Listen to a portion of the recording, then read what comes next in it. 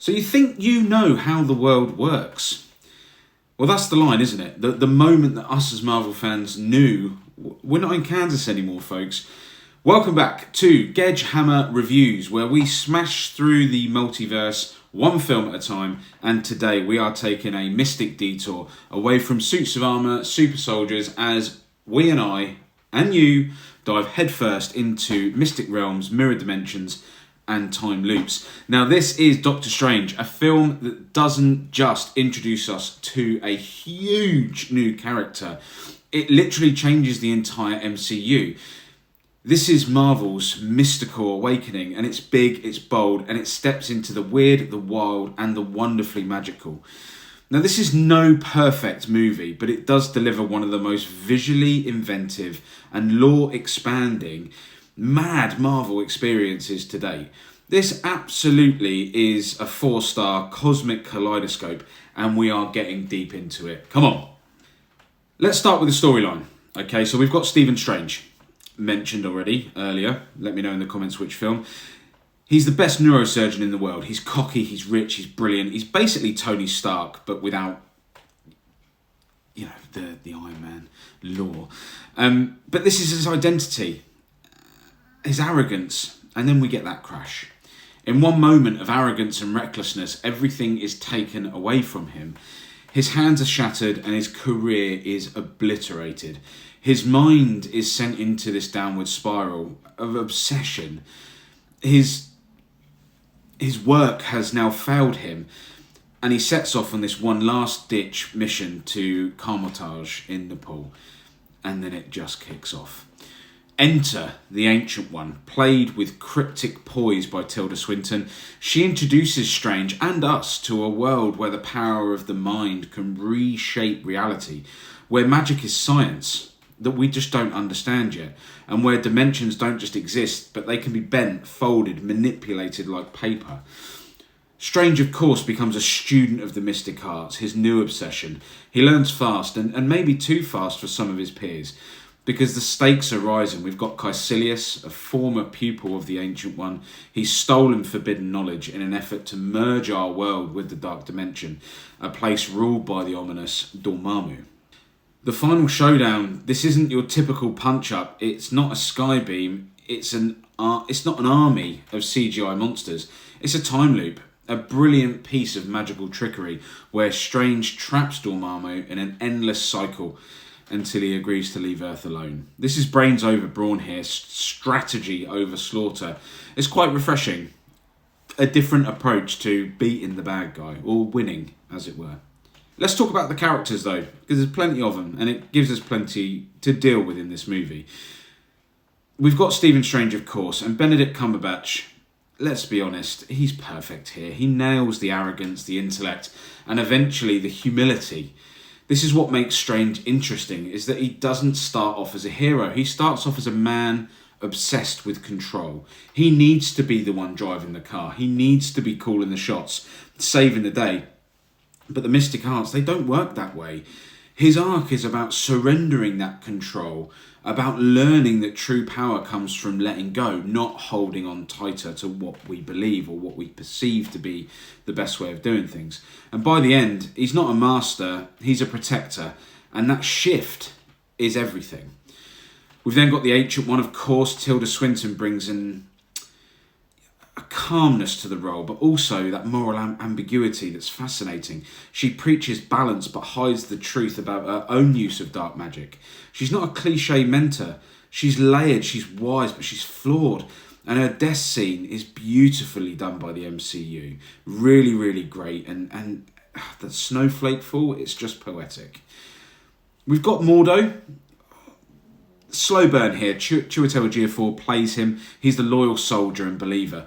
But as Strange and the Ancient One bend the rules to save the world, he breaks, not physically, but ideologically. He sees danger in playing God, and in the end he walks away, setting up a fantastic anti-hero arc that we will hopefully see more of in future films. The post-credit scene is chilling, wasted in Multiverse of Madness, but let's see what else they've got. Now, Rachel McAdams, of course, she doesn't get loads to do, but what she does, it lands well. She's not a damsel. She's a real grounded human in Strange's life. Her reactions to his transformation, both physical and emotional, provide a much needed anchor to this reality. And then we've got Caecilius. Let's address the glowing eye makeup in the room. We've got Mads Mikkelsen. He is a phenomenal actor. Anyone that's seen Hannibal knows that. But as Caecilius, he's a little undercooked. His motivations are slightly vague, and his threat level is just inconsistent. It's not bad, it's just very forgettable, and this is a classic Marvel villain problem. That said, he still delivers that presence, and every scene that he's in, you can tell it counts for something because of his gravitas and his presence as an actor. Now, visually, Doctor Strange, for me, is in an absolute league of its own. Scott Derrickson, known for his horror roots, brings a psychedelic, mind-bending style that's unlike anything that we've seen before. The mirror dimension is just stunning.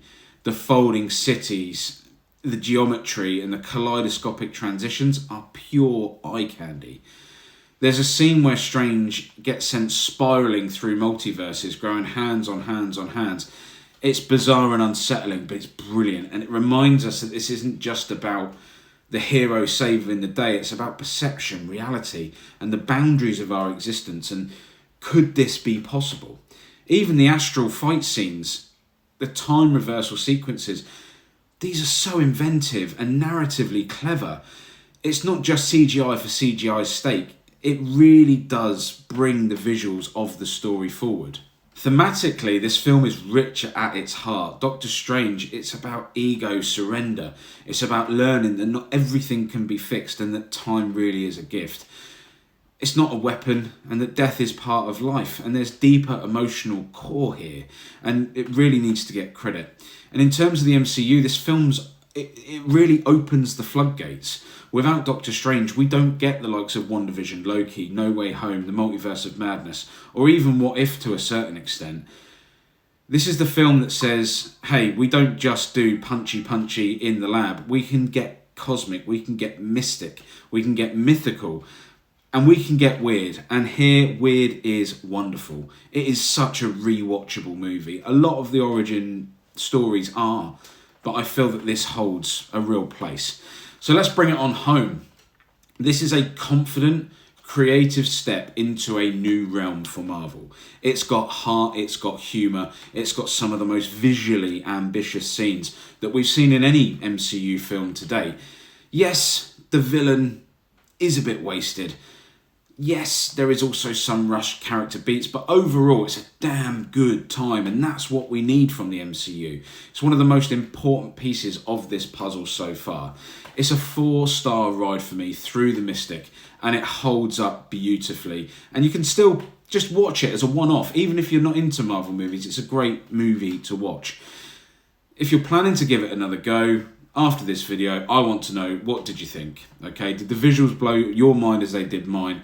Was Dormammu's time loop trick genius, or was it a bit anticlimactic? Hit the comments and let's get mystical. But don't forget, please like, subscribe, ring the notification bell so that you don't miss the next breakdown. We are smashing through the entire multiverse and the MCU, one movie at a time. Until next time, guys, I have come to bargain. But you know what it is. Keep on smashing. Have an amazing day. We're actually delving into TV next. We are going to review The Assassin, which has just started on Amazon Prime. Fantastic series, but the full review is coming next for you. Have an amazing day. Thanks for the support. I'll see you soon.